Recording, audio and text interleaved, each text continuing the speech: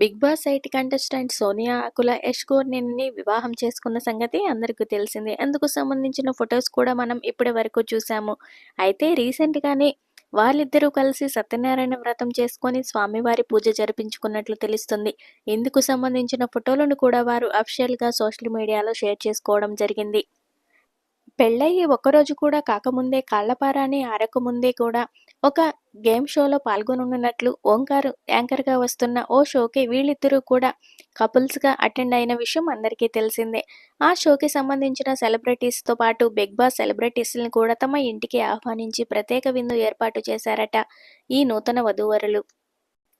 అందులో లాస్య మంజునాథ్, శేఖర్ భాష, పలువురు సెలబ్రిటీస్‌ని మీరు ఈ వీడియోలో వాచ్ చేయండి.